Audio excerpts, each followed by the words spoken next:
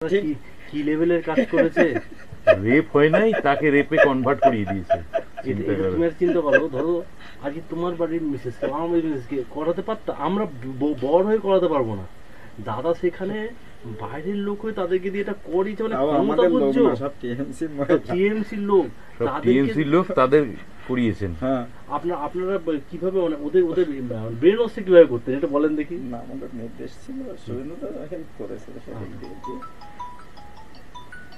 এইটা না করলে ওখানে আর এই তাবড় তাবড় মালকে গ্রেপ্তার না করাতে পারলে তোমরা ওখানে দাঁড়াতে পারবে না। আর গ্রেপ্তার করাতে গেলে তোমাদের এই করতে রেপ কেসটা তো দিতেই হবে। শুভঙ্কর ছেলেটা প্রথম প্রথম সাথ দিয়েছিল। কে শুভঙ্কর ছেলেটা প্রথম শুভঙ্কর সাথ দিয়েছিল, কিন্তু ও পরে ও কিছু অর্থনৈতিক তছনছ করে ফেলে মেসে, ঠিক আছে, সেই জায়গা থেকে ও কিন্তু একটু হটে গেল।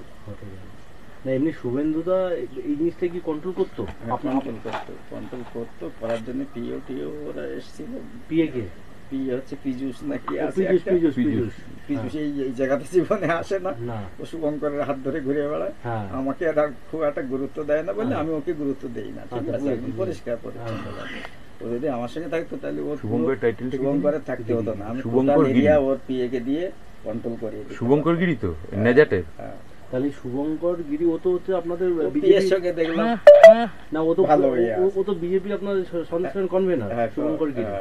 তাহলে ওই এদেরকে ব্রেন ওয়াশ করতো, আমাকে দিয়ে বলতো যে এইটা করতে হবে, ওইটা করতে হবে।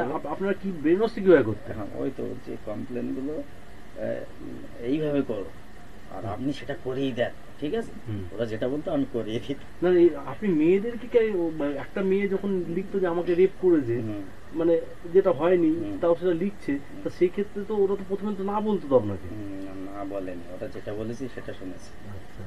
মোটামুটি যে আপনাদের এই আন্দোলনকে ধরে রাখতে দিলে ওদেরকে গ্রেপ্তার না করা পর্যন্ত কিন্তু আপনাদের এই আন্দোলন সাকসেস হবে না, মানে শিবু শাহজাহান পরবর্তী দিনে এদের গ্রেপ্তার না করলে এখানে আপনাদের টিকতে দেবে না, বুলেটের আঘাতে আপনাদের শেষ করে দেবে। আর তাই করে দিত। আমি বললাম যে ওকে জবানবন্দির জন্য নিয়ে যাওয়া।